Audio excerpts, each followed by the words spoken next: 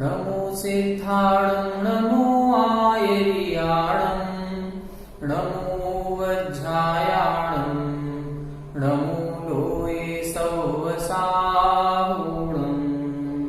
मोक्षमार्गस्य नेतारं भेत्तारं कर्मभूभृतां ज्ञातारं विश्वतत्त्वानां वन्दे तद्गुणलब्धये। 1008 श्री मूलनायक आदिनाथ भगवान की जय। द्वासाम जिनवाणी माता की जय। आचार्य श्रेष्ठ आचार्य गुरुवर श्री 108 उमा स्वामी जी महाराज की जय। आचार्य श्रेष्ठ आचार्य गुरुवर श्री 108 विद्यासागर जी महाराज की जय। जगत पूज्य निर्यापक श्रमण मुनि कुंभव श्री 108 सुधा सागर जी महाराज की जय। समस्त मुनि संघ की जय। सभी को जय जय। पिछली 2 कक्षाओं में हमने गुणस्थान के बारे में चर्चा की थी और 14 गुणस्थानों का स्वरूप हमने समझा था। उसमें हमने ये बताया था कि गुणस्थान मोह और योग के निमित्त से होते हैं। हमारी आत्मा में 8 कर्म लगे हुए हैं। उन 8 कर्मों में मात्र मोहनीय कर्म ऐसा है जिसके कारण से हमारे आत्मा में परिणामों में हीनाधिकता पाई जाती है।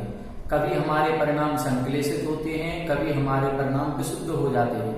तो उन परिणामों में जो हीनाधिकता पाई जाती है उसी के अनुसार गुणस्थान बनते हैं। जैसे जैसे विशुद्धि बढ़ती है वैसे वैसे गुणस्थान ऊपर ऊपर बढ़ता जाता है। जैसे जैसे विशुद्धि कम होगी हमारा गुणस्थान भी नीचे की ओर गिरता जाएगा। प्रारंभ के जो 12 गुणस्थान हैं वो मोह की अपेक्षा से होते हैं और 13वां 14वां जो गुणस्थान है वो योग की अपेक्षा से होता है। मन योग, वचन योग, काय योग। जहां इन तीनों योगों का सद्भाव होता है वो संयोग केवली 13वां गुणस्थान है और जहां इन तीनों योगों का अभाव होता है उसे अयोग केवली 14वां गुणस्थान कहते हैं। प्रारंभ के जो 12 गुणस्थान मोहिनी कर्म से बताए हैं उनमें भी जो प्रारंभ के 4 गुणस्थान हैं उनमें दर्शन मोहिनी की मुख्यता रहती है और 4 के ऊपर 5 से लेकर के 12 गुणस्थान तक 8 गुणस्थानों में चारित्र मोहिनी कर्म की मुख्यता या प्रधानता होती है। पहला गुणस्थान जो है वो मिथ्यात्व कर्म के उदय से होता है, इसलिए उसे उस गुणस्थान का नाम मिथ्यात्व गुणस्थान है। ऐसे जीव को मिथ्या दृष्टि कहते हैं। वह मिथ्या दृष्टि जीव 2 प्रकार का, गृहीत, अगृहीत अथवा सादी मिथ्या दृष्टि, अनादि मिथ्या दृष्टि अथवा सातिशय मिथ्या दृष्टि, स्वयस्थान मिथ्या दृष्टि। ऐसे मिथ्या दृष्टि जीवों के भिन्न भिन्न अपेक्षाओं से अलग अलग प्रकार से भेद किए गए। जो जीव आज तक मिथ्यात्व में ही है, जिसने अभी तक सम्यक दर्शन प्राप्त नहीं किया, ऐसे जीव को हम अनादि मिथ्या दृष्टि कहते हैं। ऐसा जीव जिसने सम्यक दर्शन प्राप्त किया फिर पुनः मिथ्यात्व का उदय आ जाने से पहले गुणस्थान में आ गया, ऐसे जीव को हम सादी मिथ्या दृष्टि कहते हैं। जो 7 तत्वों के प्रति विपरीत श्रद्धान होता है वो अगृहीत मिथ्यात्व कहलाता है और खोटे देव शास्त्र गुरुओं को मानने से जो मिथ्यात्व होता है वो गृहीत मिथ्यात्व कहलाता है। जो जीव मिथ्यात्व में है, मिथ्यात्व में ही रहने वाला है, उसको हम कहते हैं स्वयस्थान मिथ्या दृष्टि। और ऐसा जीव जिसने करण लब्धि में प्रवेश कर लिया है और नियम से अंतर मुहूर्त में अब सम्यक दर्शन को प्राप्त करेगा, ऐसा जीव सातिशय मिथ्या दृष्टि कहलाता है। ठीक है, इस प्रकार से मिथ्यात्व गुणस्थान हुआ। मिथ्यात्व गुणस्थान के बाद जब यह सम्यक दर्शन प्राप्त करता है तो सम्यक दर्शन प्राप्त करते ही इसका 4था गुणस्थान बन जाता है। सम्यक दर्शन प्राप्त करने के लिए 3 दर्शन मोहिनी की प्रकृतियां हैं, मिथ्यात्व, सम्यक मिथ्यात्व, सम्यक प्रकृति। और चारित्र मोहिनी की अनंतानुबंधी क्रोधमान मायालोक। ये जो अनंतानुबंधी क्रोधमान मायालोक प्रकृति है ये द्विस्वभावी है। ये चारित्र को भी नहीं होने देती और सम्यक दर्शन का घात भी करती है। इसलिए जब सम्यक दर्शन प्रकट होगा 4थे गुणस्थान में पहुंचेंगे तो हमें इन 7 प्रकृतियों का या तो हम उपशम करते हैं या इनका क्षय करते हैं या इनका क्षयोपशम करते हैं। 7 प्रकृतियों का अनुदय करने से या 7 प्रकृतियों को कुछ समय के लिए दबा देने से उपशम हो जाता है और एक भाव आत्मा में प्रकट होता है, उसे हम औपशमिक सम्यक्त्व कहते हैं। सातों प्रकृतियों को पूर्णतया नष्ट कर देने से छायक सम्यक दर्शन की प्राप्ति होती है। और सात में से जो अनंतानुबंधी की चार ये सर्वघाती प्रकृतियां हैं, इसी तरह मिथ्यात्व और सम्यक मिथ्यात्व ये दोनों भी सर्वघाती हैं। तो इन 6 सर्वघाती प्रकृतियों के अनुदय में, और सम्यक प्रकृति देशघाती है, इस सम्यक प्रकृति के उदय में जो सम्यक होता है वो छायोपसम्यक सम्यक। तो ऐसे तीनों प्रकार का सम्यक में से कोई भी एक सम्यक प्राप्त करके मिथ्या दृष्टि जीव चौथे गुण स्थान में आ जाता है। अब ऐसा जीव सम्यक दृष्टि जीव कहलाता है। अब इसने यदि औपसम्यक सम्यक्त्व प्राप्त किया है तो औपसम्यक सम्यक्त्व में हमने बताया था कि उपसम किया है, और उपसम अंतर्मुहूर्त से ज्यादा नहीं रहता। अंतर्मुहूर्त बाद जिन 7 प्रकृतियों को दबाया है उन 7 में से कोई ना कोई प्रकृति उदय में आएगी ही आएगी। अब यदि मिथ्यात्व उदय में आएगा तो वो पहले गुण स्थान में आ जाएगा, क्योंकि मिथ्यात्व उदय से पहला गुण स्थान।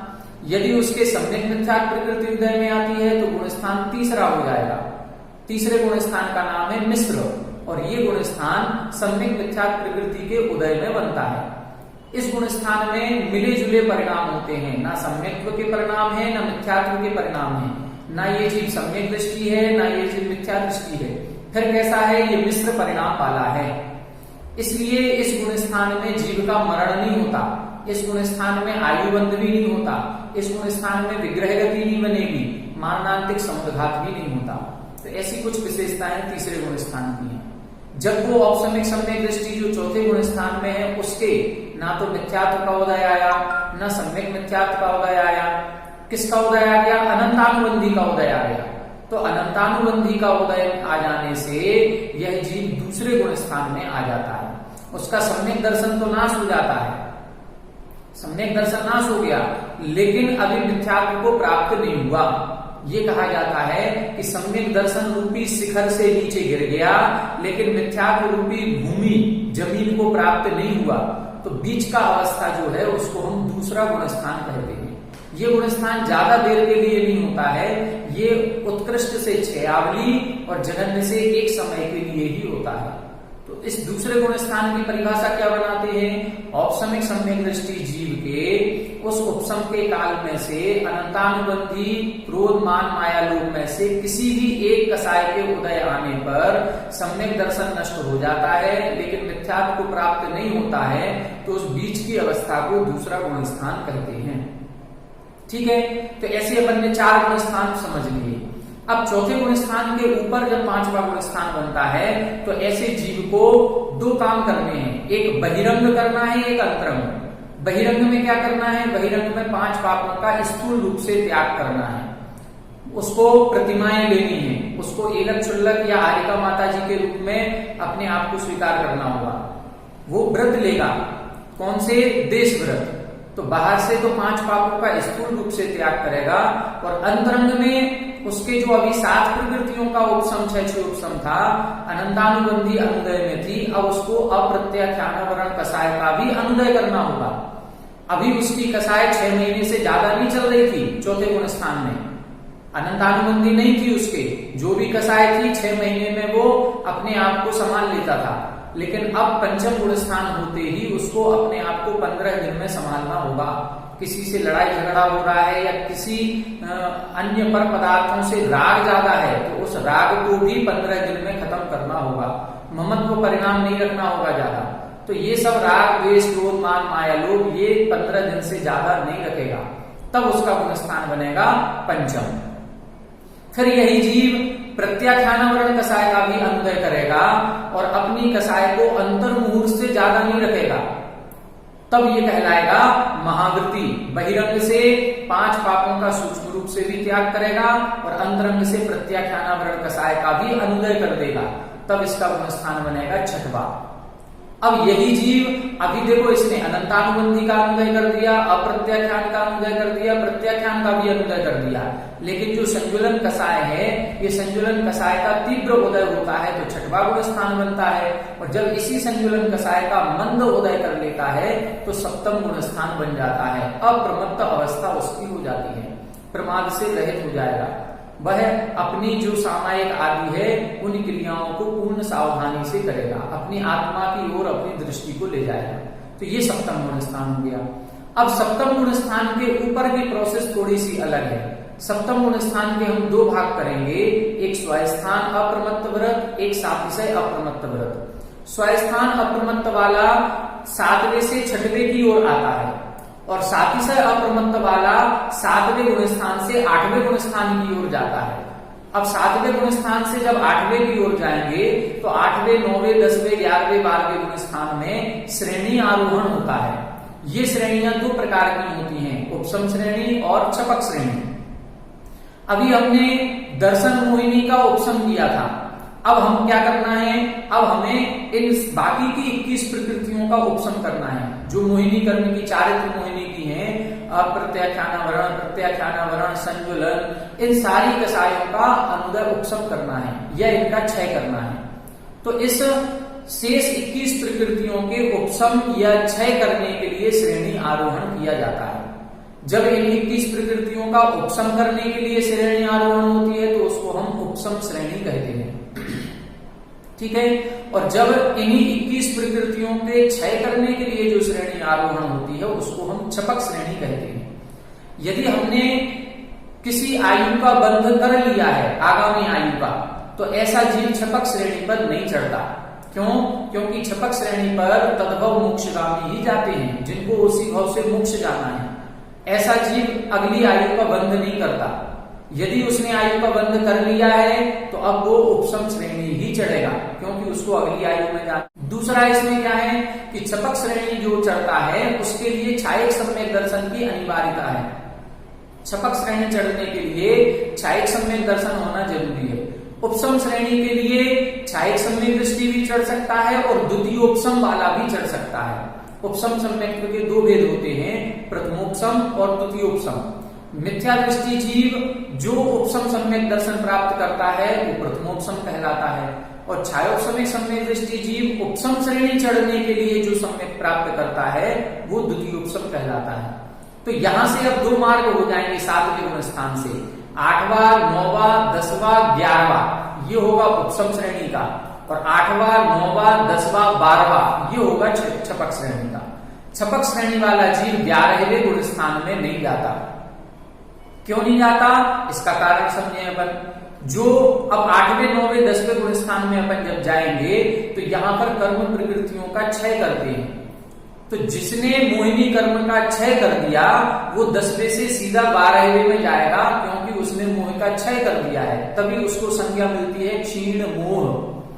और जिसने उपसम श्रेणी पर चढ़ रहा था उसने मोहिनी कर्म का उपसम किया है तो वो 10वें से 11वें में जाता है, उसको संज्ञा मिलती है उपशांत मोह। इसलिए उपसम श्रेणी वाला 11वें में जाता है, छपक श्रेणी वाला 12वें।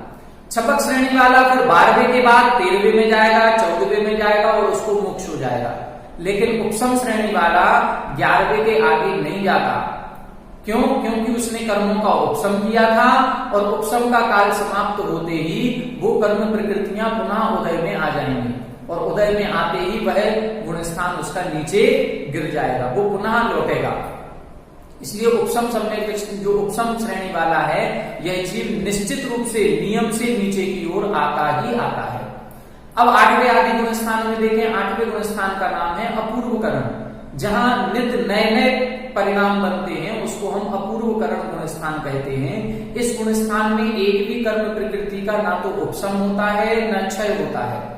क्या होता है इस गुण स्थान में? हमने बताया था 4 मुख्य कार्य होते हैं।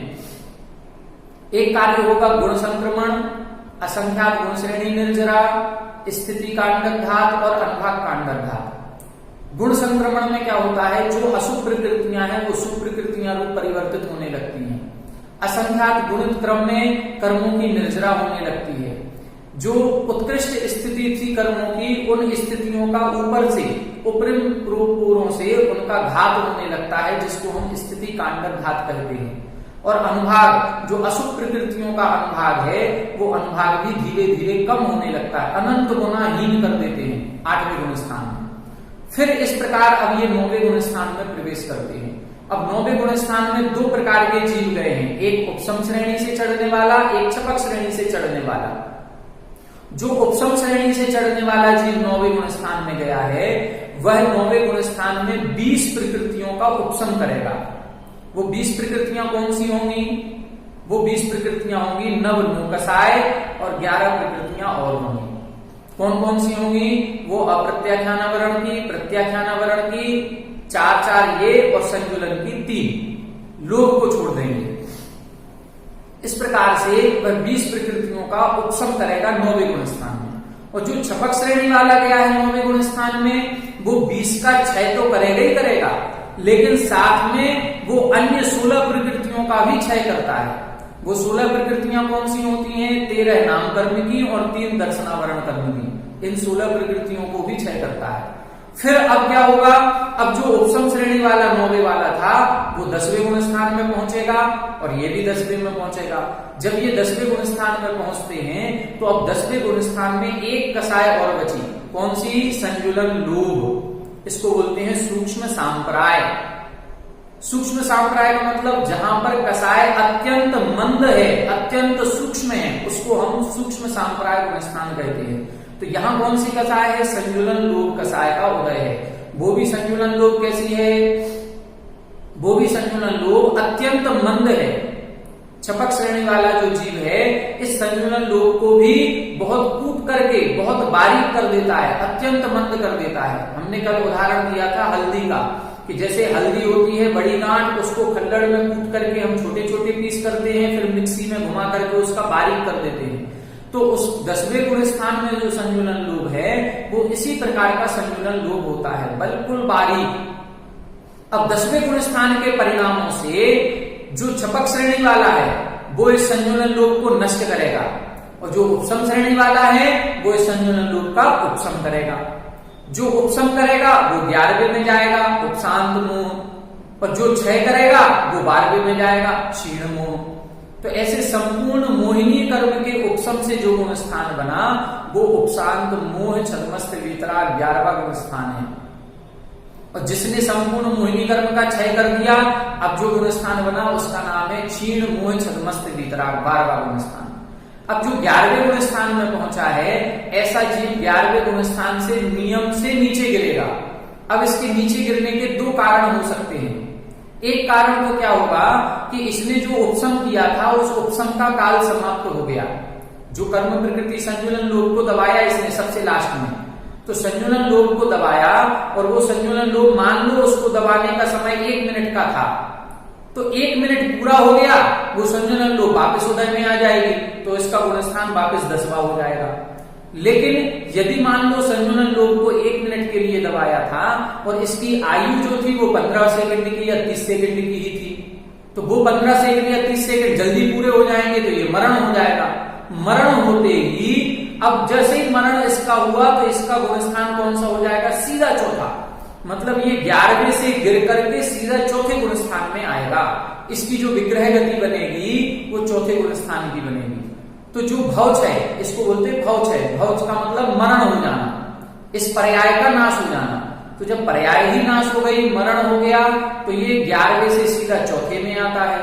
और यदि इसका भौचय नहीं हुआ, काल क्षय हुआ है, काल कौन सा? उपशम का काल। तो यदि वो काल क्षय हुआ है तो ऐसा जीव क्रम से आएगा, 11वें से 10वें में, 10वें से 9वें में, 9 से 8, 8 से 7, 7 से 6। हो सकता है इसके परिणाम और गिरते जाएं तो ये पहले गुण स्थान तक भी आ सकता है। ये बहुत विचारणीय है कि वो कहां तो परिणाम इतने उत्कृष्ट हो रहे हैं कि 11वें गुण स्थान के उपशम श्रेणी के परिणाम, और कहां परिणाम इतने नीचे भी आ सकते हैं कि अंतर मुहूर्त बाद ही यह जीव पहले गुण स्थान में भी आ सकता है। आता है, कोई नियम नहीं है, लेकिन आ सकता है, ऐसा आगम में कथन है। अब जो 12वां गुण स्थान था, 12वें गुण स्थान में जब जीव पहुंचता है छपक श्रेणी पर चढ़ते हुए और मोहिनी कर्म का क्षय कर दिया, अब इस 12वें गुण स्थान में दूसरा शुक्ल ध्यान लगाता है और दूसरे शुक्ल ध्यान के द्वारा 3 अघातिया कर्म जो बचे थे, 3 घातिया कर्म, अघातिया नहीं घातिया कर्म जो शेष बचे थे, उन घातिया कर्मों को क्षय करता है। 3 घातिया कर्म कौन से हैं? ज्ञानावरण, दर्शनावरण और अंतराय। तो ज्ञानावरण, दर्शनावरण और अंतराय की 16 प्रकृतियां एक साथ नाश को प्राप्त होती हैं। जैसे ये 16 प्रकृतियां एक साथ नाश को प्राप्त होंगी, मोहिनी कर्म पहले ही नष्ट कर दिया, 3 घातीय कर्म और एक साथ नष्ट हुए, जैसे ये नष्ट होते हैं तो तो चारों घातीय कर्म नष्ट हो जाने से 4 अनंत चतुष्टय आत्मा में प्रकट होते हैं। वो 4 अनंत चतुष्टय कौन से?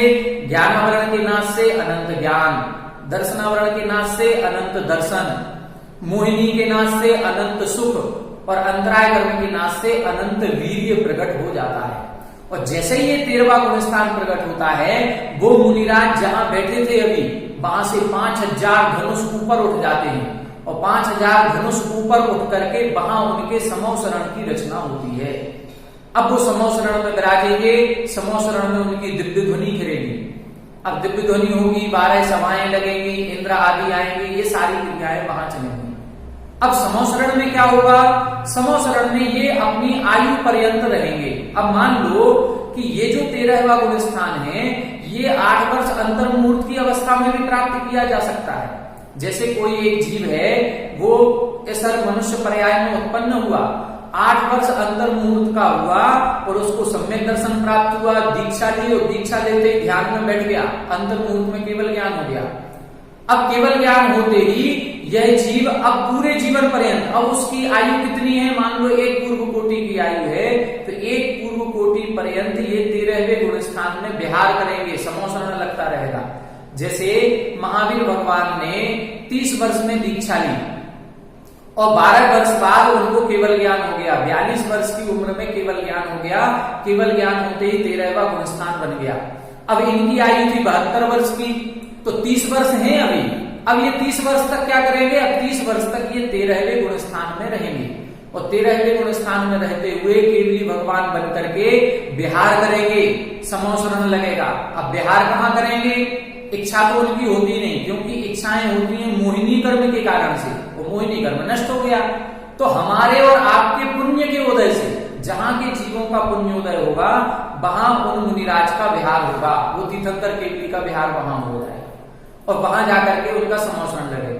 जब आयु का अंतिम अंतर मुहूर्त बचता है, आयु का अंतिम अंतर मुहूर्त बचेगा, तब जाकर के ये तीसरा शुक्ल ध्यान लगाते हैं और तीसरे शुक्ल ध्यान से योग निरोध आदि क्रियाएं करके और फिर जो अघातीय कर्म बचे थे, उन अघातीय कर्मों को, अघातीय में कौन कौन से हैं? आयु कर्म, वेदनीय, नाम और गोत्र। तो आयु कर्म कितना बचा? अंतर मुहूर्त का। तो और बाकी कर्मों को केवली समुद्घात के द्वारा आयु कर्म के बराबर करते हैं। फिर तीसरे शुक्ल ध्यान के द्वारा योग निरोध करके 14वें गुण स्थान में पहुंचते हैं और 14वें गुण स्थान में पहुंच करके 14वें गुण स्थान में पहुंच करके 14वें गुण स्थान का काल बहुत कम है। ये कहा जाता है पंच लघु अक्षर प्रमाण। लघु अक्षर क्या होते हैं? वो भी 5 लघु अक्षर वचन बल वृद्धि के धारक मुनिराज जितनी देर में बोलेंगे उतना समय। अब बचाओ कि हम लोगों को बोलने में मुश्किल से 1 सेकंड लग रहा है, तो वचन बल वृद्धि के धारक जो हैं वो बोलेंगे तो और कम समय लगता है। उतना समय 14वें गुण स्थान का होता है। उस समय 14वें गुण स्थान में जाकर के अब आत्मा में 85 प्रकृतियां और बची हैं। जब केवल ज्ञान प्राप्त किया था तब 63 प्रकृतियों को नष्ट कर दिया था। कितनी प्रकृतियां नष्ट हो गई थी? 63 प्रकृतियां नष्ट हो जाने के बाद अब 85 प्रकृतियां बची हैं। उन 85 प्रकृतियों को 2 समयों में नष्ट करते हैं। पहले समय में 72 प्रकृतियां नष्ट होंगी और अगले समय में 13 प्रकृतियां नष्ट होती हैं। तो ऐसे 2 समयों में, अंतिम समय में 13 और सेकंड लास्ट समय जो है उपांत समय जिसको कहते हैं उसमें 72 और 85 प्रकृतियों को नाश करके सिद्धालय में विराजमान हो जाती है। ऐसा हमने ये 14 गुण स्थानों को सामान्य से संक्षेप में आपको हमने 20 मिनट में बता दिया। अब अपन को थोड़ा सा और इसमें एक बात समझनी है जो हमने कल रह गई थी, अपूर्वकरण, अनिवृत्तिकरण, अधकरण, इनकी परिभाषा। इनकी परिभाषा एक और आती है जो थोड़ी सी कठिन लगती है, कठिन है नहीं, लगती है हमको, उसको आज हम समझने का प्रयास करेंगे। 7वें गुण स्थान का सातिशय भाग जिसको हम अध प्रवृत्तकरण कहते हैं, अपूर्वकरण यानी 8वां गुण स्थान और अनिवृत्तिकरण यानी 9वां गुण स्थान। इन 3 की परिभाषा समझेंगे। इन गुण स्थानों का काल अपन देखेंगे। इन गुण स्थानों में जीव कितने समय तक रह सकता है, जघन्य से कितना, उत्कृष्ट से कितना, और एक विषय और समय रहा तो अपन समझेंगे इन गुण स्थानों का आरोहण अवरोहण। कौन से गुण स्थान से कौन से गुण स्थान में जाता है। बस इतना प्रसंग गुण स्थानों के क्रम में समझना अनिवार्य है। तो आज अपन इसको समझ लेते हैं। अब अपूर्वकरण, गुणस्थान और अधप्रवृत्तकरण, इनको समझने का प्रयास करें। यहाँ जो अधकरण, अपूर्वकरण, अनिवृत्तिकरण की परिभाषा लगाई जाती है, ये बहुत सारे जीवों के परिणामों की तुलना करके लगाई जाती है। इसमें कंपैरिजन किया जाता है। और कंपैरिजन कैसे करते हैं ये देखें। 3 प्रकार का करण है। पहला करण क्या है? अधकरण। पहला कौन सा है? अधकरण। दूसरा है अपूर्वकरण, दूसरा अपूर्वकरण, और तीसरा होता है अनिवृत्तिकरण। ठीक है, अब इसको अपन समझें। इसमें परिभाषा जो लगाते, पहले परिभाषा लिख लें, आप लोग लिख सकें तो। जहां समसमयवर्ती जीवों के परिणाम, समसमयवर्ती जीवों के परिणाम भिन्न समयवर्ती जीवों के परिणामों से, भिन्न समयवर्ती जीवों के परिणामों से कैसे हैं? समान और असमान दोनों। यहां दोनों किससे तुलना कर रहे हैं? ये तुलना देखनी है। समसमयवर्ती की तुलना भिन्न समयवर्ती से कर रहे हैं। तो समान भी हो सकते हैं, असमान भी हो सकते हैं। ये अधकरण है। अधकरण में जो तुलना की जाती है वो समसमयवर्ती की भिन्न समयवर्ती से की जाती है। आगे देखें, अपूर्वकरण में क्या होगा? अपूर्वकरण में समसमयवर्ती जीवों के ही परिणाम, समसमयवर्ती के परिणाम समान और असमान दोनों। भिन्न समयवर्ती के वो तो भिन्न ही रहेंगे। यहां तुलना समसमयवर्ती जीवों की भिन्न समयवर्ती से थी, यहां तुलना भिन्न समयवर्ती से नहीं है। यहां तुलना कर रहे हैं समसमयवर्ती की समसमयवर्ती से। ठीक है, और यहां पर अनिवृत्तिकरण में जो तुलना की जाती है उसमें तुलना होती नहीं। इसमें क्या होता है? समसमयवर्ती जीवों के परिणाम समान ही होंगे। बस ये अपन को समझना है। देखें, कई बार होता क्या है, अपन घरों में, मान लो हमारे घर में 4 बच्चे हैं, उदाहरण से समझें थोड़ा सा। कई बार हम लोग क्या करते हैं, हमारे घर में 4 बच्चे हैं और हमारे पड़ोसी के घर में भी 4 बच्चे हैं। तो कई बार तो हम अपने बच्चों की तुलना पड़ोसी के बच्चों से करते हैं। देखो वो कितना होशियार है, देखो वो फर्स्ट आया है। तो कई बार तो हम किससे कर रहे हैं? पड़ोसी के बच्चे से। और कई बार हम क्या करते हैं? पड़ोसी के बच्चों से तुलना ना करके हम हमारे ही 4 बच्चों में एक दूसरे की तुलना करते हैं। देखो वो पढ़ने बैठ गया, देखो तुम नहीं पढ़ रहे हो, तुम कितना शोर करते हो। तो कई बार हम अपने ही बच्चों में तुलना कर रहे हैं, कई बार हम पड़ोसी के बच्चों से। तो जब हम दूसरों से तुलना करते हैं भिन्न समयवर्ती से, भिन्न से तुलना करेंगे तो अधकरण, और अपने से ही करेंगे तो अपूर्वकरण। और जहां तुलना होती ही नहीं है उसको बोलते हैं अनिवृत्तिकरण। यहां तुलना नहीं होती। यहां हर एक जीव स्वतंत्र है। आप तुलना बच्चों में मत कीजिए, तो वो चीज हो जाएगी इधर। अब इसको अपन समझने का प्रयास करें। यहां ऐसा समझना है कि जब 7वां गुण स्थान होता है तो 7वें गुण स्थान में क्या होता है? मान लो कि 4 जीव इधर हैं और 4 जीव इधर हैं। 4 मुनिराज इधर बैठे हैं, 4 इधर बैठे हैं, और 4 मुनिराजों के हम ग्रुप बनाएंगे। तो ग्रुप बनाते समय देखिए, इसको मिटा रहे हैं हम। ग्रुप बनाते समय अब वो अपने ध्यान की अवस्था में लग रहे हैं। ध्यान की अवस्था में क्या होगा? देखें, जैसे मान लो यहां पर ये 4 मुनिराज हैं, एक ग्रुप, और दूसरा ये 4 मुनिराज हैं, ये दूसरा ग्रुप। ठीक है, अब ये 4 मुनिराज माना कि 7:30 पर ध्यान करने बैठे हैं, और दूसरे 4 मुनिराज 7:40 पर बैठे हैं, 10 मिनट बाद। अब इनकी जब हम तुलना करेंगे परिणामों की, तो ये 10 मिनट पहले बैठे थे, लेकिन इनके परिणाम ये जहां तक पहुंचे हैं वहां तक ये 10 मिनट बाद बैठने के बाद भी पहुंच गए। जहां ओवरटेकिंग हो जाती है, कई बार हम यात्रा पर निकलते हैं और यात्रा पर 2 गाड़ी आगे निकल गई और 2 हमसे आधा घंटे बाद निकली, लेकिन जो आधा घंटे पीछे गाड़ी निकली वो भी हमारे बराबर आ गई या हमसे आगे निकल गई, तो उसको बोलते हैं अधाकरण। पीछे वाला हमसे बराबरी पर आ जाए या हमारे आगे निकल जाए, ये केवल अधाकरण में ही हो सकता है।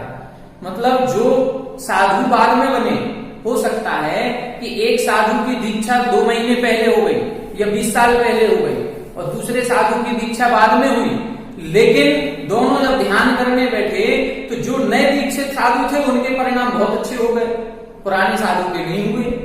तो ये ध्यान के परिणामों की व्यवस्था बता रहे हैं कि जहां पर परिणामों में हीनाधिकता हम दूसरे से लगा रहे हैं, ये 4 के परिणाम इन 4 के परिणामों से भिन्न भी हो सकते हैं और समान भी हो सकते हैं। ये कहलाता है अधाकरण। ये 10 मिनट बाद गए हैं, ये 10 मिनट पहले गए हैं, लेकिन 10 मिनट बाद वालों के परिणाम भी समान हो सकते हैं, ये है अधाकरण। अब आगे देखें अपन, अब इधर से ये जो 4 थे और यहां ये 4 थे, अपूर्वकरण में देखें, यहां तो ये बराबर हो सकते हैं, लेकिन जब ये अपूर्वकरण में चलेंगे तो ये भिन्न वाले तो पीछे ही रहेंगे, भिन्न वाला कभी आगे नहीं आ सकता। जो हमसे पीछे चलेगा वो पीछे ही रहेगा, लेकिन जो साथ में चले थे वो आगे पीछे हो सकते हैं। ये समसमयवर्ती जीवों के परिणाम समान भी हो सकते हैं, असमान भी हो सकते हैं, लेकिन भिन्न वाले तो भिन्न ही रहेंगे। इसको बोलते हैं अपूर्वकरण। यहां क्या था, अधाकरण में भिन्न वाला जो पीछे था वो आगे आ गया। यहां क्या कह रहे हैं, यहां जो पीछे चला था वो तो पीछे ही रहेगा, लेकिन जो एक साथ चले थे वो एक साथ चलने वाले आगे पीछे हो सकते हैं।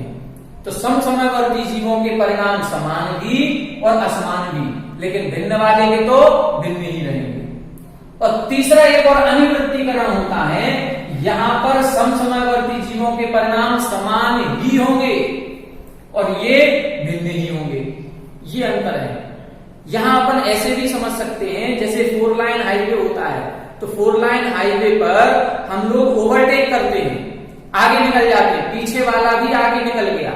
ये अधाकरण में संभव है, अपूर्वकरण में संभव नहीं है। लेकिन अपूर्वकरण में जो पीछे है वो तो पीछे ही रहेगा। जहां ओवरटेक की व्यवस्था नहीं है, सिंगल रोड चल रही है, वो पीछे ही रहेगा। लेकिन जो एक साथ चले थे वो एक साथ चलने वाले जीव आगे भी हो सकते हैं और पीछे भी हो सकते हैं। और अनिवृत्तीकरण में जो एक साथ चले थे वो एक साथ ही रहेंगे, उनके परिणामों में तुलना नहीं होती। ये गुणस्थान बनाने का तात्पर्य क्या है? तात्पर्य ये है, अब हमको समझना है इसका लॉजिक, ये क्यों बनाया गया। अनिवृत्तीकरण एक ऐसा गुणस्थान बना दिया जिससे सारे तीर्थंकर अनंतानंत सिद्ध परमेष्ठी जो बने हैं उनमें एक रूपता आ गई। एक रूपता का मतलब ऐसा नहीं है कि चौथे काल के प्रारंभ में आदिनाथ भगवान मोक्ष गए थे उनके परिणामों में, और चौथे काल के अंत में महावीर भगवान मोक्ष गए उनके परिणामों में कोई अंतर है? कोई अंतर नहीं है। जो परिणाम 9वें गुणस्थान के परिणाम फिक्स हैं, 9वें गुणस्थान के परिणाम फिक्स होने से चाहे आदिनाथ भगवान मोक्ष जाएंगे तो उनको भी वही परिणाम करने पड़ेंगे, और महावीर भगवान मोक्ष जाएंगे तो उनको भी वही परिणाम करने पड़ेंगे।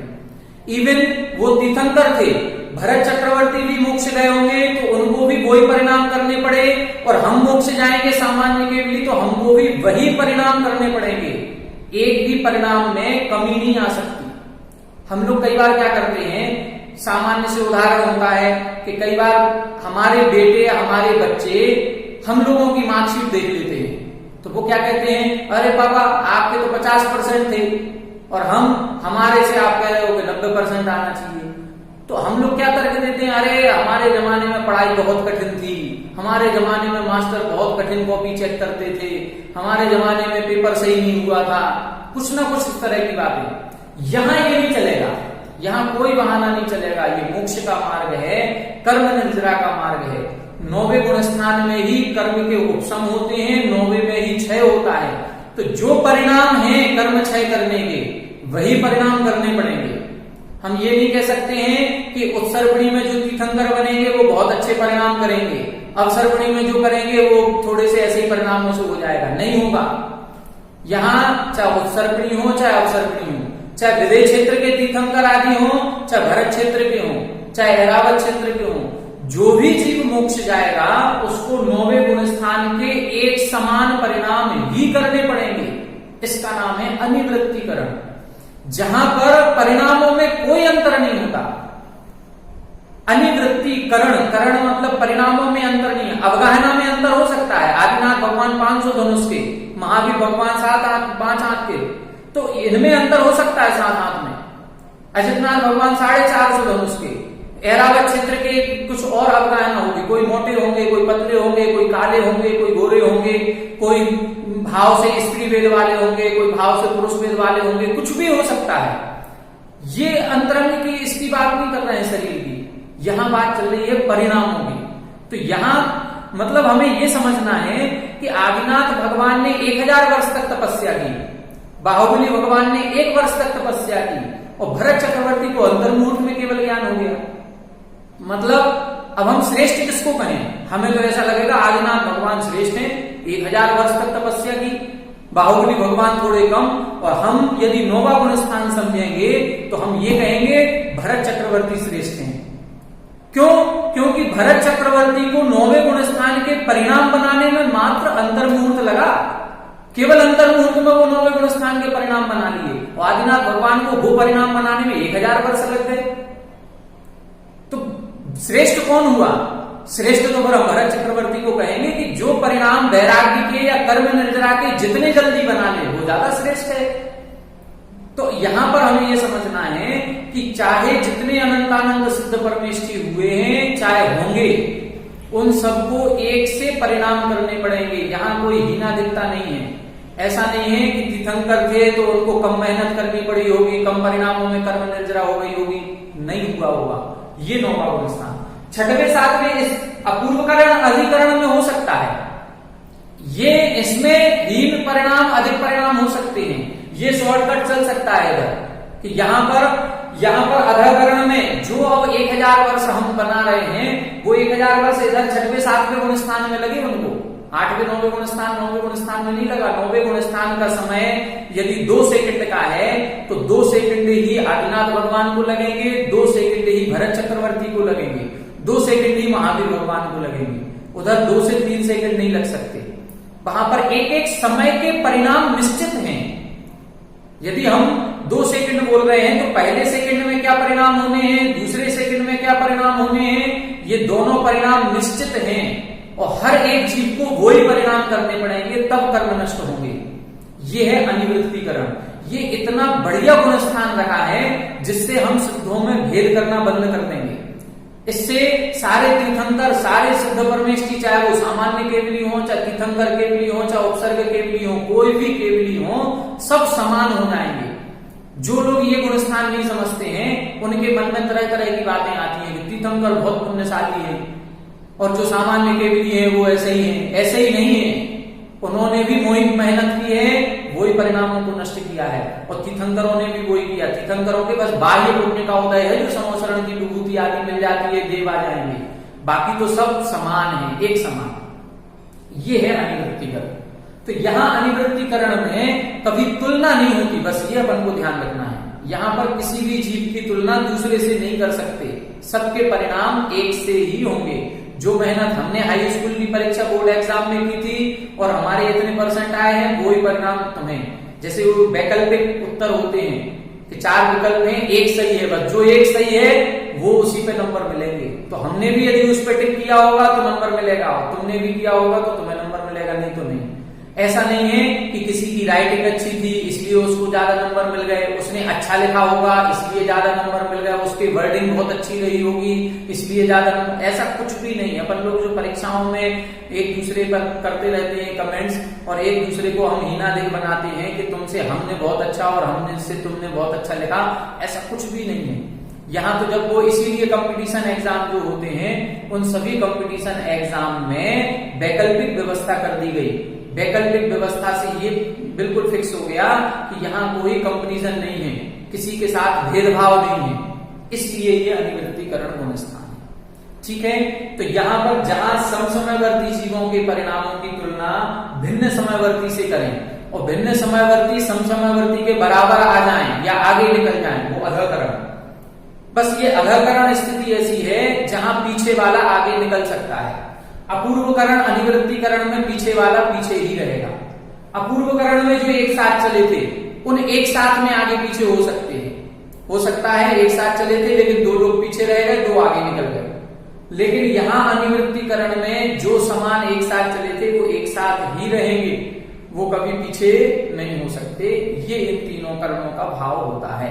ये तीन करण जो 7वां 8वां 9वां गुण स्थान ये है, ये तीन करण सब जगह होते हैं।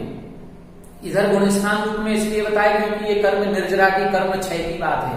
यही प्रकार के तीन करण सम्यक दर्शन के पूर्व भी होते हैं। उनमें कैसे परिणाम होंगे? उनमें सम्यक दर्शन प्राप्ति के योग्य परिणाम करने पड़ेंगे। जब दर्शन मोह की छपड़ा होती है तब भी तीन करण किए जाते हैं। उनमें कैसे परिणाम होंगे? उनमें भी इसी प्रकार के तीन करण होंगे। और दर्शन मोह की छपड़ा का मतलब है कि दर्शन मोह को क्षय करने के लिए जो परिणाम चाहिए वो परिणाम इसमें किए जाएंगे। ठीक है, अब अपन समझेंगे इसके बाद ये पूरा क्लियर हो जाने के बाद अब 14 गुण स्थानों का काल और समझेंगे। 10 मिनट लगेंगे। 10 मिनट में हम ये 14 गुण स्थानों का काल और 10 मिनट में हम आरोहण अवरोहण ये और थोड़ा सा समझ लेते हैं। देखें काल कैसे लगाया जाता है कि एक गुण स्थान में यदि कोई जीव है तो वो कितनी देर तक उस गुण स्थान में रहेगा, ये हमें देखना है।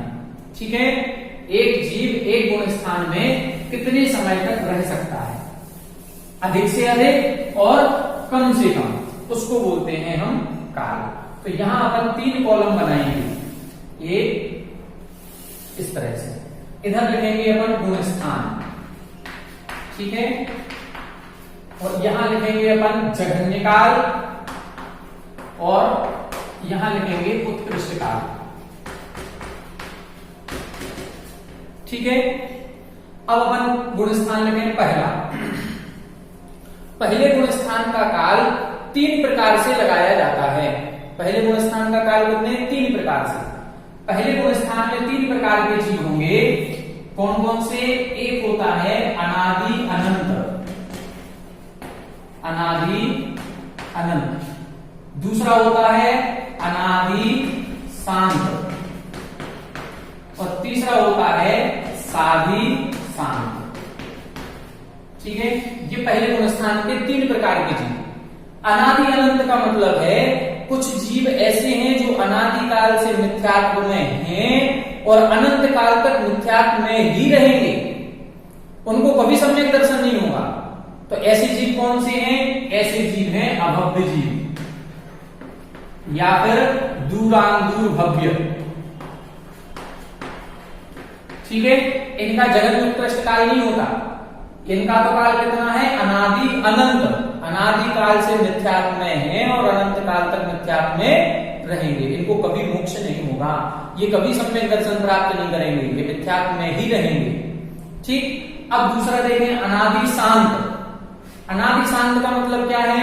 जिनका मिथ्यात्व में अनादि काल तो हो गया लेकिन उनका मिथ्यात्व नष्ट हो जाएगा। कब होगा ये हम नहीं कह सकते। ठीक है, तो इसको हम कहेंगे अनादि शांत। ये कौन से जीव हैं? जैसे दूरभव्य। अब एक दूरभव्य जो है भव्य जीव है, इसको सम्यक दर्शन होगा, अभी नहीं हुआ। या फिर निकट भव्य। ठीक है, ये जीव कहलाएंगे अपने अनादि शांत। तीसरे जीव ऐसे होते हैं जो सम्यक दर्शन प्राप्त करके अभी मिथ्यात्व में आए हैं। साधी, साधी का मतलब आदि से सहित, जैसे हम बोलते हैं साधी मिथ्या दृष्टि, जो सम्यक को छोड़ करके अभी मिथ्यात्व में आया है, ऐसे जीव का काल निश्चित है, या तो जघन्य या उत्कृष्ट। तो जघन्य में जो जीव सम्यक को छोड़ के मिथ्यात्व में आया है वो अंतर मुहूर्त में ही पुनः सम्यक दृष्टि हो सकता है, तो इसका जघन्य काल बनेगा अंतर मुहूर्त। जघन्य काल कितना है? अंतर मुहूर्त। और उत्कृष्ट काल यदि मान लो नहीं प्राप्त किया तो कुछ कम अर्धपूर्वल परावर्तन। इतने काल के बाद नियम से वो सम्यक दर्शन प्राप्त करके मोक्ष जाएगा। ठीक है, कुछ कम अर्धपुद्गल परावर्तन। ये हो गया पहले गुण स्थान का काल। पहले गुण स्थान का काल 3 प्रकार से, अनादि अनंत, अनादि शांत, सादि शांत। अनादि अनंत में जगन उत्कृष्ट नहीं होगा, अनादि शांत में भी जगन उत्कृष्ट नहीं है, सादि शांत में हम जगन और उत्कृष्ट लगाते हैं। अब देखें दूसरा गुण स्थान।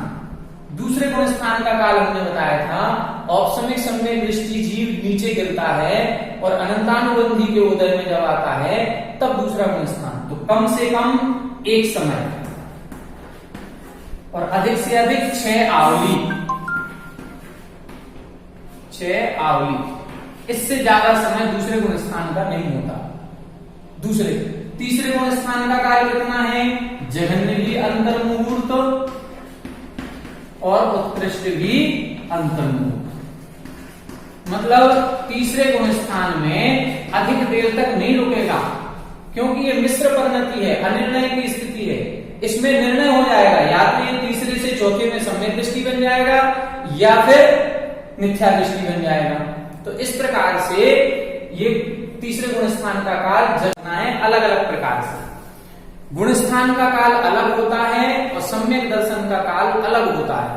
इसको थोड़ा सा समझने का प्रयास करना है।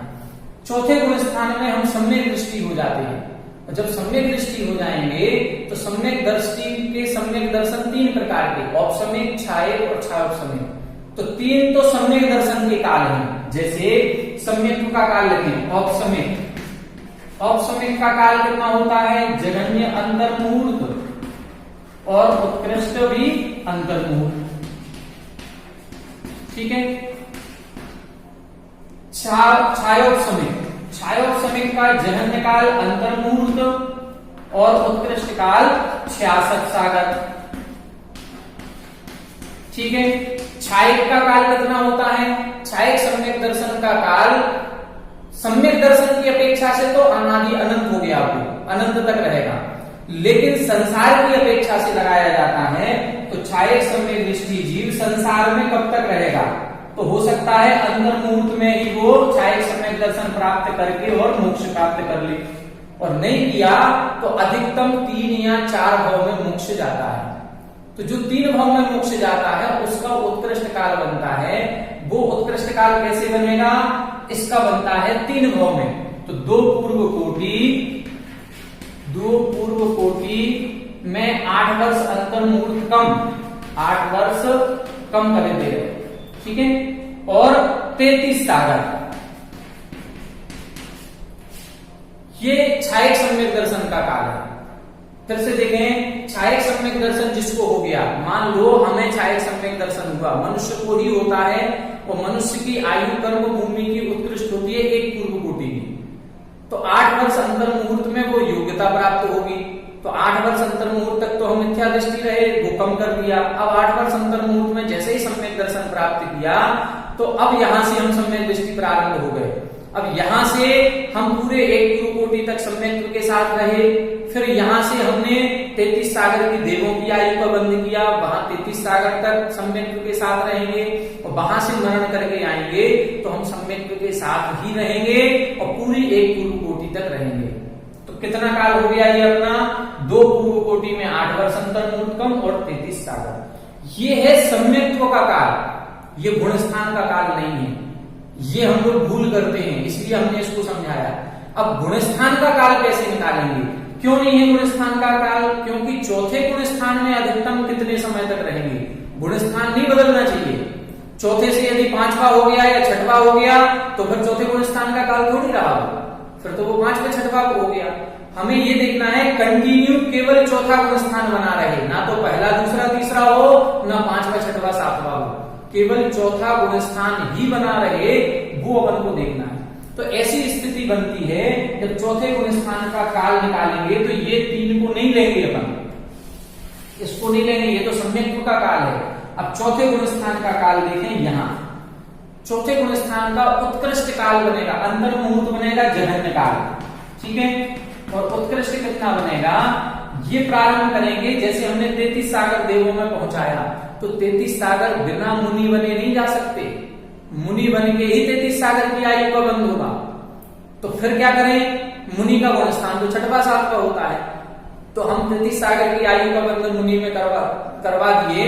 अब जैसे ही यहां से मरण होगा, मरण होते ही यहां से विग्रह गति बनेगी, वो विग्रह गति चौथा गुण स्थान। अब देवों में कभी पांचवा छठवा नहीं होता, और छायक सम्यक दृष्टि यदि होगा तो फिर वहां उसको नीचे भी नहीं गिरना है, तो चौथा गुण स्थान बना रहेगा। तो पूरे हम 33 सागर में एक समय कम की आयु दिलवाएंगे इसको। 33 सागर में एक समय कम, ये एक समय कम इसलिए कर देते हैं, मतलब इसको सर्वार्थ सिद्धि ना पहुंचा करके अनुत्तरों में पहुंचाएंगे। अनुत्तरों में पहुंचाने के एक समय कम करने से ये अगले भाव में ये क्या करेगा, ठीक आयु के अंतर मुहूर्त, मरण के अंतर मुहूर्त पहले ही दीक्षा लेगा। और यदि हम 33 साल पूरा करा देंगे तो इसको कम से कम 8 वर्ष पहले दीक्षा लेनी पड़ेगी, और 8 वर्ष पहले लेगा तो फिर उसका गुण स्थान बदल जाएगा, छठवा हो जाएगा। हमें मैक्सिमम काल निकालना है, तो यहाँ एक समय कम करके हम इसको निकालते हैं। ठीक है, तो क्या करेंगे, 33 सागर में एक समय कम, और अगला भाव मनुष्य का होगा वो एक पूर्व कोटि में अंतर मुहूर्त कम, एक पूर्व कोटि में अंतर मुहूर्त कम कर देंगे। इतना बनेगा ये चौथे गुण स्थान का उत्कृष्ट काल। ये इतने समय तक चौथा गुण स्थान ही बना रहेगा, न पांचवा होगा न छठवा होगा। कितना है, 33 सागर में एक समय कम और एक पूर्व कोटि में अंतर मुहूर्त कम।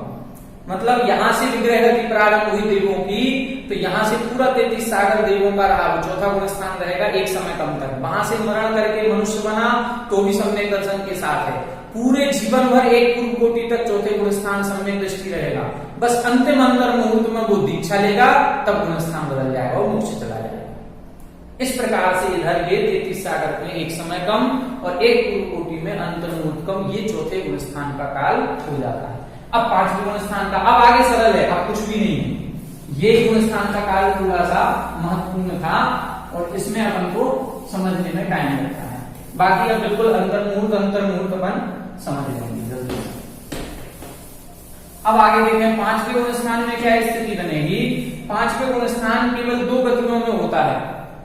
पांचवा गुण स्थान केवल 2 गतियों में होगा, एक त्रियंच गति में और एक मनुष्य गति में। तो पंचम गुण स्थान के लिए हम 2 गतियों की अपेक्षा ही विचार करते हैं। पंचम गुण स्थान जो होगा मनुष्यों की अपेक्षा लगाएंगे। किसकी अपेक्षा, मनुष्य। तो मनुष्यों में अनुव्रत कब लेते हैं, 8 वर्ष अंतर मुहूर्त की अवस्था में, इससे पहले नहीं ले सकते। तो 8 वर्ष अंतर मुहूर्त कम, ये पहले जगन काल देखेंगे, तो जगन काल तो अंतर मुहूर्त, और उत्कृष्ट काल कितना, 8 वर्ष अंतर मुहूर्त कम, अंतर मुहूर्त कम, एक पूर्व कोटि। ये मनुष्यों की अपेक्षा पंचम गुण स्थान का काल बनेगा। जैसे हम मनुष्य हैं, एक पूर्व कोटि की हमें आयु मिली है, इस एक पूर्व कोटि की आयु में हम 8 वर्ष अंतर मुहूर्त तक तो व्रत ले ही नहीं सकते, इसके बाद व्रत लेने के योग्य होंगे, तो इतना हम कम कर देंगे और पूरे जीवन भर पंचम गुण स्थान में बने रहे। तो ये 8 वर्ष अंतर मुहूर्त कम, एक पूर्व कोटि। यदि त्रियंच है तो, अब त्रियंच इसमें 2 प्रकार के हो सकते हैं, गर्भज और समूर्छन। तो केवल इसमें यही देखना है, जघन्य काल तो सबका अंतर मुहूर्त हो जाएगा। उत्कृष्ट काल गर्भजों का बनेगा, कितना, गर्भज में त्रियंचों में, जैसे हमारे अंदर 8 वर्ष अंतर मुहूर्त में योग्यता आई, गर्भज त्रियंचों में किसी में 2 महीने बाद, किसी में 4 महीने बाद, किसी में 6 महीने बाद। तो 2, 4, 6 माह कम, एक पूर्व कोटि। ठीक है, और समूर्छनों में मात्र अंतर मुहूर्त के बाद ही योग्यता आ जाती है। बहुत बड़ी बात है ये कि अंतर मुहूर्त जन्म का हुआ, पर्याप्ति पूर्ण होते ही उनके अंदर योग्यता आ जाती है कि वो व्रत ले सकते हैं। त्रियंच भी अंतर मुहूर्त बाद ही वृद्धि हो जाती है। तो अंतर मुहूर्त कम, एक पूर्व कोटि। अब ये कहां बनेगी, ये बनती है स्वयंभू रमण समुद्र जो कर्मभूमि है, उसमें असंख्यात महामत्स्य अनुवृत्ति है पंचम गुण स्थान वाली। तो ये उधर अपन देख सकते हैं। ये हो गई पंचम गुण स्थान की। अब छठवा गुण स्थान ये केवल मुनि को बनेगा और मनुष्यों में ही होगा। अब इधर ये सब गतियां का विकल्प खत्म। छठवां गुण स्थान मुनियों के होगा, तो जघन्य से अंतर्मूर्त और उत्कृष्ट से भी अंतर्मूर्त। क्यों? क्योंकि छठवां गुण स्थान, सातवां गुण स्थान ये बदलता रहता है, ये झूला झूलते हैं, कभी छठवां फिर सातवां फिर छठवां फिर सातवां। तो अंतर्मुहूर्त से ज्यादा एक गुण स्थान हो ही नहीं सकता। तो अब छठवें का भी ये दोनों, सातवें में भी यही अंतर्मुहूर्त अंतर्मुहूर्त, आठवें में भी अंतर्मुहूर्त अंतर्मुहूर्त, नौवें में भी अंतर्मुहूर्त अंतर्मुहूर्त, 10वें में भी अंतर्मुहूर्त अंतर्मुहूर्त, 11वें में भी उत्कृष्ट काल अंतर्मुहूर्त और जघन्य काल भी अंतर्मुहूर्त, सब अंतर्मुहूर्त। 12वें में भी इसी प्रकार से लगाएंगे। अब सबसे बढ़िया काल बनता है 13वें काल। 13वें गुण स्थान में ये इधर रुक सकते हैं, ये गुण स्थानों के काल अंतर्मुहूर्त ही होते हैं। जघन्य से एक समय लगाते हैं मरण अपेक्षा। यदि मान लो कोई जीव है वो छठवें में आया और बढ़ गया, तो एक समय मरण की अपेक्षा से छठवें काल गुण स्थान में रहा, या सप्तम गुण स्थान में आया मरण हो गया, या 8वें गुण स्थान में पहुंचा मरण हो गया। तो ऐसे मरण अपेक्षा एक समय लगा लेते हैं। इसमें कहीं भी लिख लें मरण अपेक्षा, इधर एक समय। तो ऐसे ये सब में मरण अपेक्षा एक समय और वैसे अंतर्मुहूर्त अंतर्मुहूर्त। अब 13वां जो गुण स्थान है, 13वें गुण स्थान में जघन्य से तो अंतर्मुहूर्त, मतलब 13वें में केवल ज्ञान हुआ और होते ही मोक्ष हो गया, 14वें में पहुंच गए तो अंतर्मुहूर्त। और यदि मान लो ज्यादा से ज्यादा रुके तो कितना रुक सकते हैं? हमने अभी बताया था कि मनुष्यों की आयु एक पूर्व कोटि की होती है, कर्मभूमि की। कर्मभूमि से ही मोक्ष होता है, कर्मभूमि से ही कर्म निर्जरा होती है। अब ये योग्यता हमें सम्यक दर्शन प्राप्त करने की 8 वर्ष अंतर्मुहूर्त में आ गई। तो 8 वर्ष अंतर्मुहूर्त में योग्यता आते ही ऐसे जीव ने दीक्षा ले ली और केवल ज्ञान कर लिया। तो 8 वर्ष अंतर्मुहूर्त कम एक पूर्व कोटि तक 13वां गुण स्थान बना रहेगा। अब सोचें कितनी बड़ी समस्या ये है कि 8 वर्ष अंतर्मुहूर्त में 4 घातीय कर्म नष्ट कर दिए, लेकिन अब बाकी 3 कर्मों को नष्ट करने के लिए पूरे एक पूर्व कोटि तक रुकना ही पड़ेगा। अब सोचें जरा, ऐसा लगता है कि जैसे हम लोग कभी ट्रेन में यात्रा करते हैं और कई बार हमारे जहां लास्ट स्टॉप जहां हमें उतरना है उसके आउटर पर ट्रेन रुक जाए। जब उस आउटर पर ट्रेन रुकती है तब कैसा लगता है? आउटर पर मान लो 2 घंटे हो गए, 2.5 घंटे हो गए, तो ऐसा लगने लगता है कि इतने में तो हम पैदल चले जाते। अब 13वां गुण स्थान भी इसी तरह का है कि पहले से लेके 13वें गुण स्थान तक की मेहनत कर ली, पूरे कर्मों को नष्ट कर दिया मुख्य, और 13वें गुण स्थान में जाकर के रुक गए। अब कितना सा बचा? 14वां गुण स्थान मोक्ष। तो जो उनकी मोक्ष की अंतिम यात्रा थी उसके अंतर्मुहूर्त पहले ही रुके हैं। कितनी देर तक? एक पूर्व कोटि तक। इतना रुकना पड़ेगा। क्यों रुकना पड़ेगा? क्योंकि जो आयु कर्म है, इस आयु कर्म को किसी भी ध्यान के द्वारा नष्ट नहीं किया जा सकता। चाहे शुक्ल ध्यान हो चाहे धर्म ध्यान, कोई भी ध्यान लगाएं, किसी भी ध्यान के द्वारा आयु कर्म नष्ट नहीं होता। इसके तो एक एक निषेध को भोगना ही पड़ेगा, यहां कुछ नहीं कर सकते। इसलिए यहां ये जो 13वें गुण स्थान का उत्कृष्ट काल है, ये 8 वर्ष अंतर्मुहूर्त कम एक पूर्व कोटि, ये बनता है इसका। ठीक है। अब 14वें गुण स्थान का काल जघन्य उत्कृष्ट दोनों ही 14वें गुण स्थान का जो उत्कृष्ट काल है वो पंच लघु अक्षर प्रमाण कहा गया। जो अभी हमने बात बताई थी, आ ई उ ऋ और लृ, ये पंच लघु ह्रस्व अक्षर प्रमाण होता है। अब इसमें जघन्य उत्कृष्ट का भेद नहीं है। जघन्य उत्कृष्ट का भेद क्यों नहीं है? इसका काल फिक्स है, ये इतना समय तो 14वें गुण स्थान में रहना ही पड़ेगा। इसकी व्याख्या भी नहीं की गई कि 5 लघु अक्षर बोलने में कितना समय लगता है। तो अंतर्मुहूर्त कह दिया। हो सकता है 1 सेकंड से भी कम समय लगता हो, लेकिन इसकी व्याख्या नहीं की कितना, तो अपन अंतर्मुहूर्त इसको मान करके चलेंगे।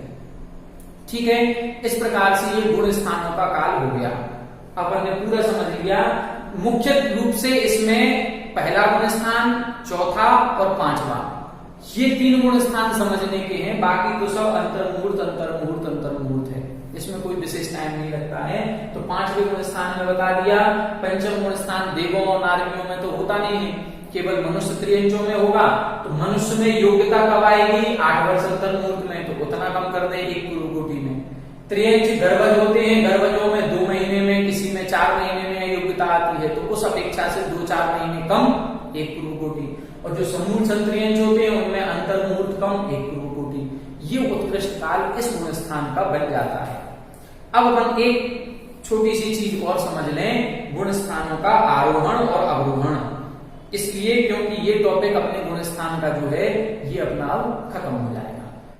अब गुण स्थान का आरोहण अवरोहण। आरोहण अवरोहण का मतलब कोई मान लो चौथे गुण स्थान में है और यदि चौथे से तीसरे में आ रहा है तो इसको हम अवरोहण कहते हैं। जब नीचे के गुण स्थान में आते हैं तो अवरोहण, और ऊपर के गुण स्थान में जाते हैं तो आरोहण कहलाता है।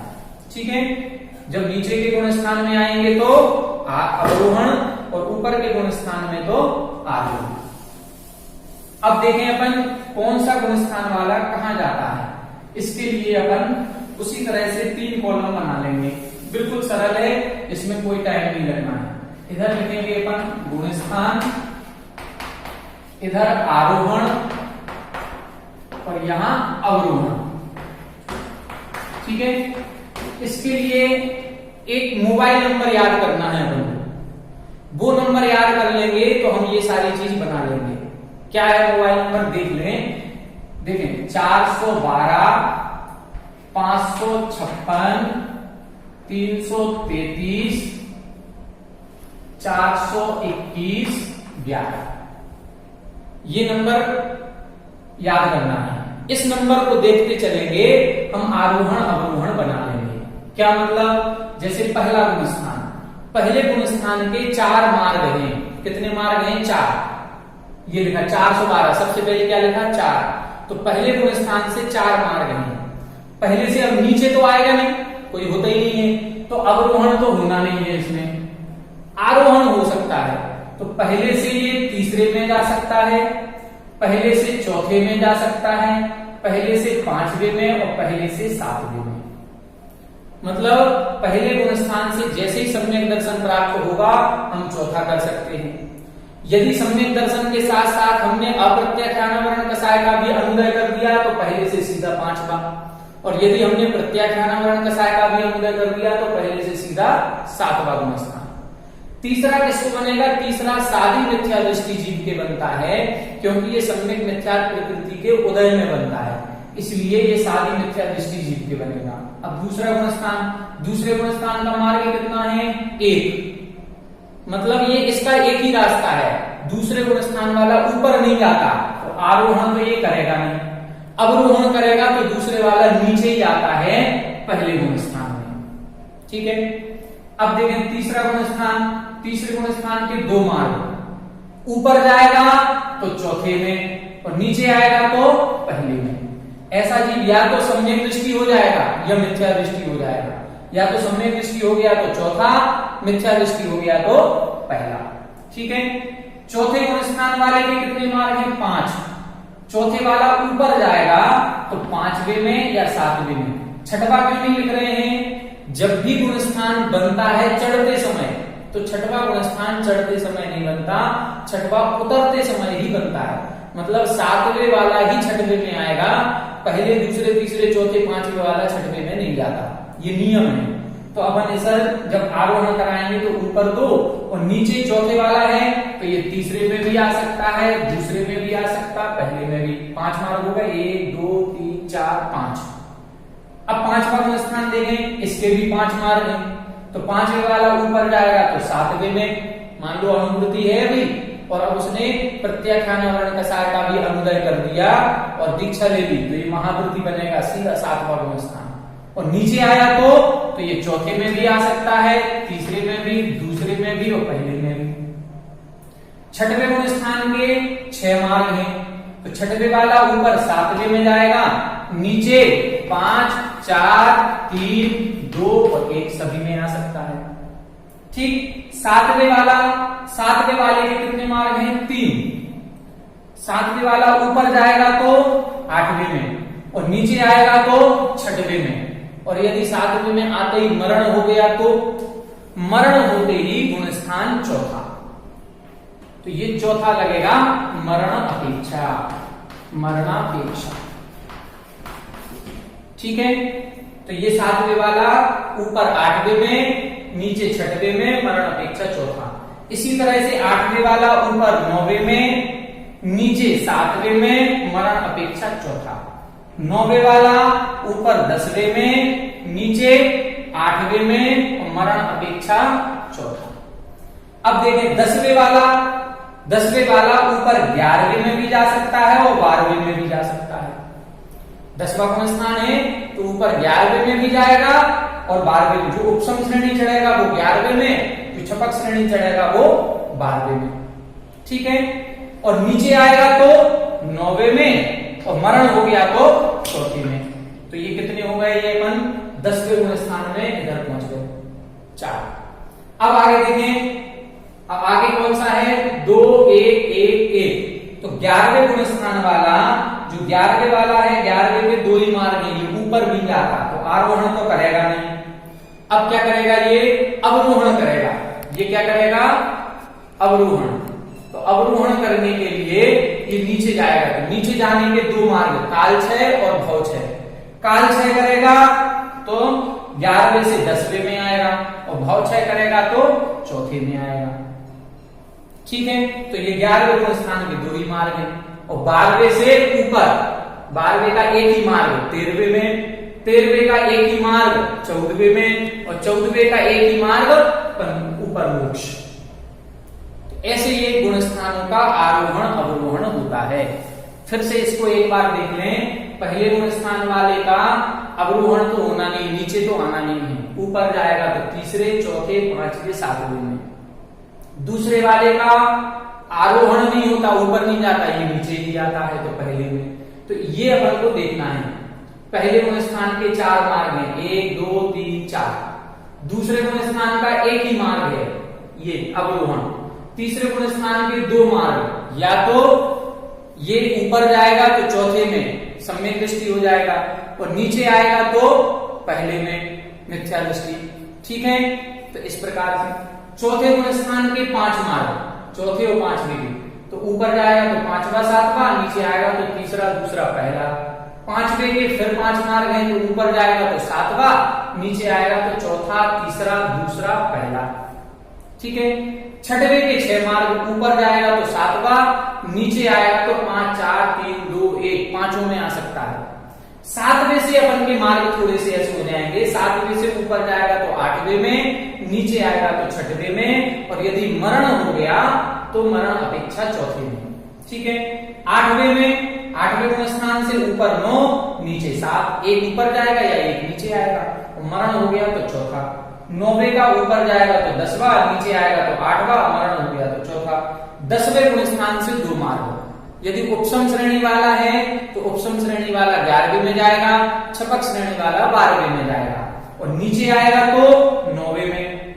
ठीक है, मरण अपेक्षा चौथे में। 11वें गुण स्थान से 2 मार्ग हैं। कौन से, ये ऊपर तो जाता नहीं है, नीचे ही आता है। जब नीचे आएगा तो नीचे कितना आएगा, नीचे आने के 2 मार्ग, या तो ये काल क्षय से या भव क्षय से। जब भव क्षय से आएगा तो भव क्षय से आने पर इसका सीधा चौथा बनेगा, क्योंकि विग्रह गति हो जाएगी। और यदि काल क्षय से आया तो ये धीरे धीरे आएगा, 11 से 10, 10 से 9, ऐसे तो 10वें में आएगा। 12वें गुण स्थान से ऊपर जो है वो 12वें गुण स्थान से ऊपर एक ही मार्ग है। 12वें गुण स्थान वाला नीचे नहीं आता, वो सीधा 13वें में जाएगा। 13वें का तो इस प्रकार से गुण स्थानों की चर्चा जो अपन ने प्रारंभ की थी, आज लगभग जो होना चाहिए वो पूरी हो गई। और भी गुण स्थान विषय ऐसा है कि इसमें आप अब लगाते रहें। ये आपको बेसिक नॉलेज गुण स्थान की हो गई। अब इनमें मार्गणाएं लगाएं, गति मार्गणा, इंद्रिय मार्गणा। मार्गणा में कितने गुण स्थान, जैसे गति, नरक गति, नरक गति में कितने गुण स्थान हो सकते हैं। नरक गति में संयम होता है क्या, नहीं होता। सम्यक दृष्टि होते हैं, तो 4 गुण स्थान तक हो सकते हैं। देवों में भी 4 गुण स्थान तक हो सकते हैं।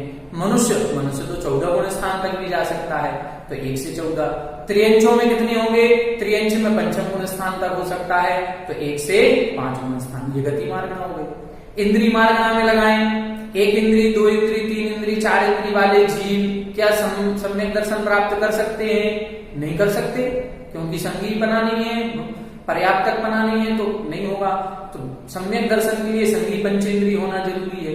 तो एक इंद्री, दो इंद्री, तीन इंद्री, चार इंद्री में पहला गुण स्थान ही होगा और बाकी पंचेंद्री जीव के 14 गुण स्थान हो जाएंगे। अब काय मार्गणा में लगाएं, योग मार्गणा, वेद मार्गणा, इन मार्गणाओं में जब हम लगाएंगे तो आप देखेंगे कि आपको सब कुछ बनने लगा।